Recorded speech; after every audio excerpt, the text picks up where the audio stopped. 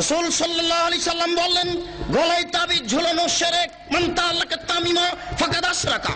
কেউ যদি তাবিজ ঝুলায় তাহলে ও শিরক করলো। যে কোনো তাবিজ, যে কোনো মাদুলি, কোরআন মাজিদের আয়াত লিখে তাবিজ ঝুলালে ডবল অন্যায় হয়। কোরআন মাজিদ কারো গলায় ঝুলে পায়খানায় যাওয়ার জন্য আসেনি, গলায় ঝুলে পেশাবখানায় যাওয়ার জন্য আসেনি। যে কোনো অন্যায় করবে কোরআন মাজিদের আয়াত গলায় করে, এটা নয়। এদেশের কোরআন মাজিদের প্রথমে দেখবেন কতগুলি নকশা করা আছে, এই নকশার তাবিজ ঝুলালে এই হয়। এদেশে যারা কোরআন ছাপাচ্ছে, এরকম আকীদা যারা রাখে, এরাও মুশরিক। এই পাতাগুলি ছিঁড়ে ফেলতে হবে। এরকম কোরআন ছাপায় যারা, তাদের বিরুদ্ধে যতদূর শক্তি প্রয়োগ করা সম্ভব তা করার জন্য চেষ্টা করতে হবে। এরা জাতিকে ধ্বংস করছে, আপনাদের ধ্বংস করছে, মুসলমানকে ধ্বংস করছে এক মিথ্যে কৌশলে, শিরক করে শিরক করিয়ে।